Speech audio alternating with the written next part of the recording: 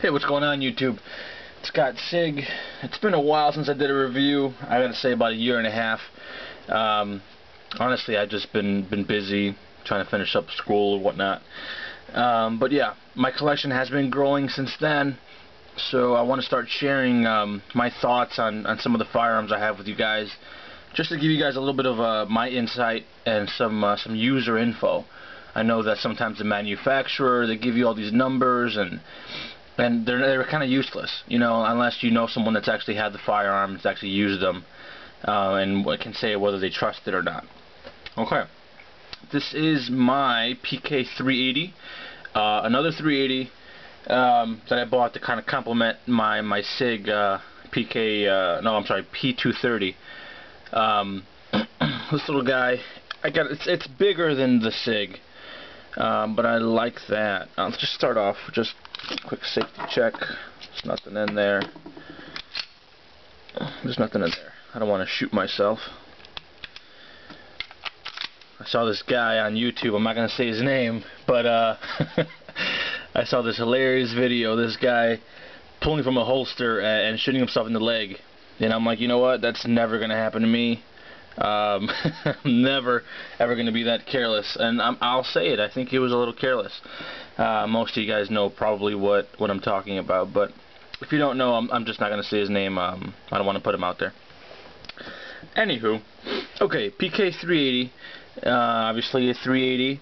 It holds 8 in the magazine, single stack. You would think for such a large gun that they would maybe do a double stack, but obviously they didn't. So 8 in the magazine, 1 in the chamber, total of 9. It's a great little firearm. I haven't had any problems with it that I can remember. I've had it for, I gotta say, about 2 years now. I've shot hundreds of rounds through it, and I've really enjoyed it. Now, in the beginning, of course, you know, you'll have that occasional hiccup, which I attributed to the break-in period. But right after I got it, I decided to do a polish job on the feed ramp, and ever since then I haven't had a single issue. I don't know if you guys can see it. Pull up my little trusty flashlight. I don't know if you can see it in there, maybe a little bit. Yeah, what I did was obviously disassembled it, and I got my Dremel, put a little bit of flitz in there, and just gently went back and forth over the feed ramp. I didn't want to change the shape of the ramp. I just wanted to give a nice polish. They had some sort of bluing on it. The bluing was very similar to what they have here. And as you can see, I mean, after a couple rounds, it starts to scratch up, starts to come off. So yeah, I just removed that, and it's been flawless since then. Haven't had any problems with it. I actually trust it so much, I carry it concealed. I trust it that much. Now, let's see, what else? It does have an external safety here. Which I kind of like it. What I do, I don't carry it in condition 1, but I still like the fact that it has the safety here. It's hammer operated, obviously. A little hammer here.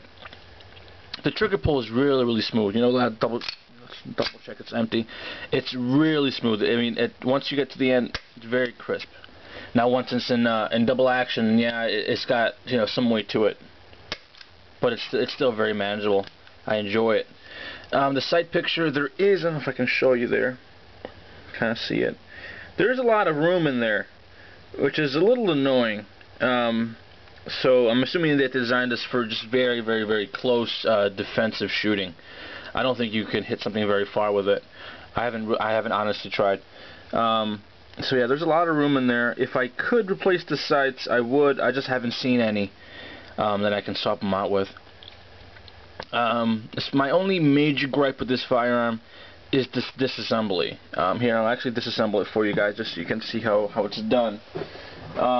Walther actually gives you or sends you a little key, a little Walther key that you're going to need every time you disassemble it, which is a pain in the ass. If you lose this little thing, you're screwed, pretty much. This little key. So what you do is obviously make sure it's unloaded. Okay. You put it into this little slot here, and you're going to turn it. They say about, I think it's 45 degrees, and this little lever will drop. Once it drops, the whole front end will just come through. Comes off, and there you go. It's off. Okay.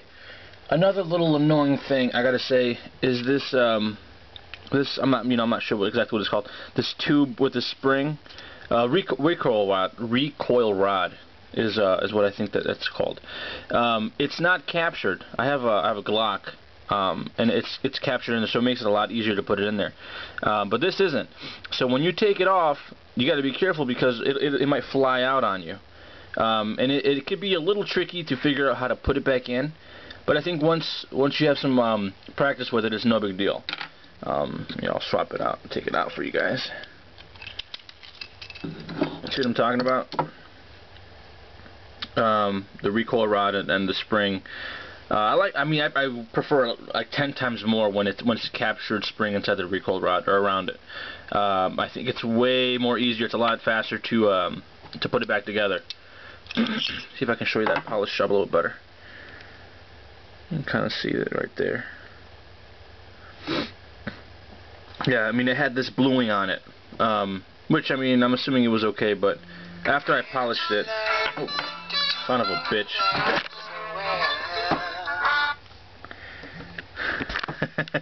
Sorry about that, it's my phone. Okay, where was I? Yeah, polish feed ramp, I'm sorry. Okay, let's put it back together, just like any other firearm. Okay, now this is what I was saying is kind of a pain in the ass. You have to compress it and squeeze it down. You have to be careful it doesn't slip out, or else it's going to hit you in the face. And there you go. That's it. And then you just pop it back in like any other firearm. You want to... There's a notch in there. You want to kind of match it up with this. Put it up. Put up the lever.